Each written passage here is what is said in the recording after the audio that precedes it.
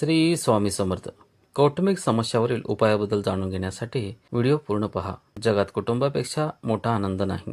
कुटुंब म्हणजे फुलांच्या गुच्छासारखे असते, जे आई वडील भावंडे इत्यादी नात्यांनी सजलेले असते. या नात्यामधील गैरसमज आणि मतभेद कुटुंबाची शांतता भंग करतात, ज्यामुळे संपूर्ण कुटुंबावर परिणाम होतो. अशा परिस्थितीत रोजच्या वादामुळे कौटुंबिक समस्या निर्माण होतात. जर तुम्ही सुद्धा तुमच्या कुटुंबात अशा परिस्थितीचा सामना करत असाल तर या व्हिडिओमध्ये कौटुंबिक समस्यावरील उपाय जाणून घ्या. कौटुंबिक समस्या सोडवण्यासाठी उपाय.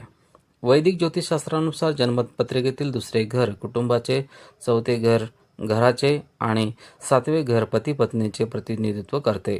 जर या घराचे स्वामी कमजोर असतील किंवा मंगळ, शनी, राहू किंवा केतू यासारखे कोणतेही अशुभ ग्रह या घरामध्ये असतील तर त्यामुळे कुटुंबात अशांतता आणि दुःख निर्माण होऊ शकते. हे सोडवण्यासाठी अनुभवी ज्योतिषाकडून आपली जन्मपत्रिका तपासून घ्या आणि मतभेद किंवा दुःख निर्माण करणाऱ्या ग्रहांशी संबंधित उपाययोजना करा. कौटुंबिक समस्याचे निराकरण करण्यासाठी वास्तूचा दृष्टिकोन. वास्तुशास्त्राच्या तत्वानुसार आग्नेय दिशा ही अग्निदिशा मानली जाते. ही दिशा अग्नितत्वाशी संबंधित असल्याने कुटुंबातील सदस्यांमध्ये आनंद याच दिशेतून येतो. स्वयंपाकघर याच दिशेत असावे, कारण स्वयंपाक आणि अग्नीशी संबंधित इतर कामे स्वयंपाकघरातच होतात. कुटुंबातील सर्व सदस्य याच दिशेत तयार केलेले अन्न खातात. त्यामुळे ज्या स्त्रिया घरगुती कामामुळे आपले बहुतेक वेळ याच दिशेत घालवतात त्या आनंदी राहणे महत्त्वाचे आहे. घरातील स्त्रिया निरोगी आणि आनंदी असतील तर घरातील अग्नी दिशा देखील आनंद आणि सकारात्मकतेने भरून जाईल, ज्यामुळे घरात शांतता, प्रेम आणि तणाव टिकून राहील. अग्नितत्वातील अडथळ्यामुळे कुटुंबात वाद आणि संघर्ष निर्माण होऊ शकतात, ज्यामुळे नातेसंबंध तुटू शकतात आणि तणाव वाढू शकतो.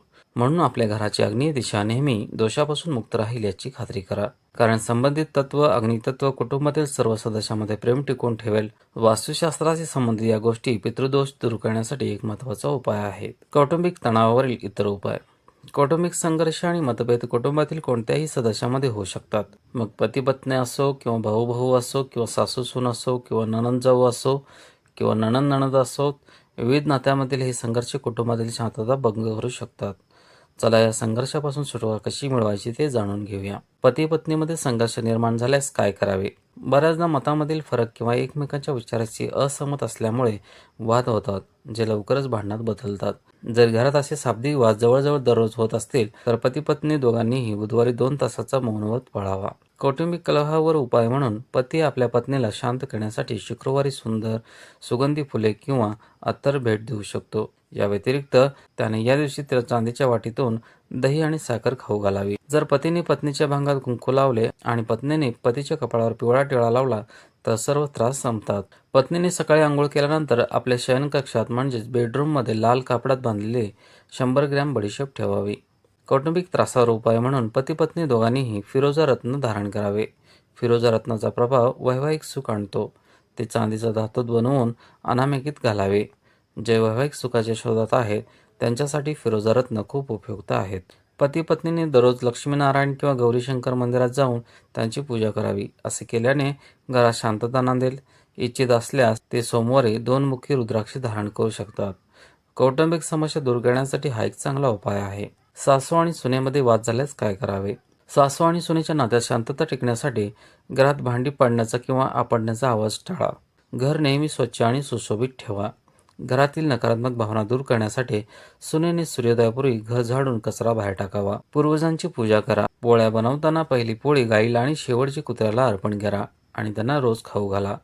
सासू आणि सून दोघांनी मिळून 21 दिवस सतत ओम शांती मंत्राचा जप करावा. पोळ्या बनवताना तवा चुलीवर ठेवताना तो गरम करण्यापूर्वी त्यावर थंड पाणी शिंपडावे आणि मग पोळ्या बनवाव्यात. भावामध्ये वाद झाल्यास काय करावे. गणपती आणि कार्तिकी यांच्यातील परस्पर प्रेम हे बंधुत्वाचे उदाहरण आहे. अशा परिस्थितीत तुमच्या घरात भावामध्ये भांडण झाल्यास दररोज भगवान गणेश आणि भगवान कार्तिक यांची पूजा करावी. शिवलिंगाला शमीची पाने अर्पण करावे. भगवान विष्णूला तुळशीची पाने अर्पण करावे.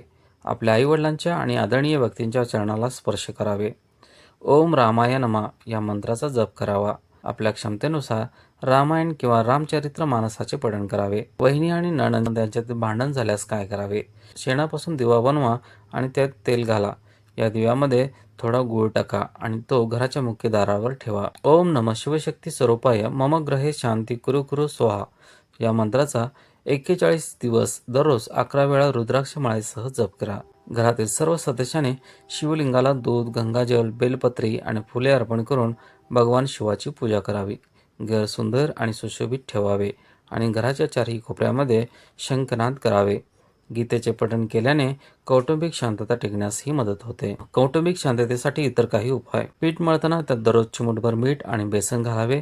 गहू दळण्यासाठी फक्त सोमवार आणि शनिवार निवडावे आणि दळण्यापूर्वी पिठात थोडे हरभरे घालावे. नवरात्री दरम्यान एखाद्या विद्वान पंडिताकडून घरी दुर्गा सप्तशतीचे पठण करून घ्यावे. मुंग्यांना साखर खाऊ घालावे. शौचालय घराच्या ईशान्य कोपऱ्यात ठेवू नका किंवा ते स्वच्छ ठेवा आणि कोणत्याही जड वस्तूपासून दूर ठेवावे. तुमच्या कुंडलीतील बलवान ग्रहांसाठी एखाद्या अनुभवी पंडिताकडून मंत्राचे पठण करून घ्या किंवा जर तुम्हाला स्वतः करायचे असेल तर गुरूंच्या मार्गदर्शनाखाली करा.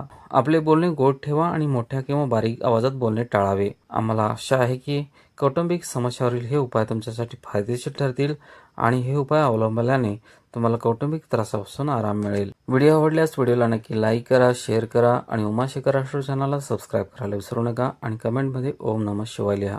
पुन्हा भेटू अशाच एका आध्यात्मिक आणि प्रेरणादायी माहितीच्या व्हिडिओसह. जय हिंद, जय महाराष्ट्र.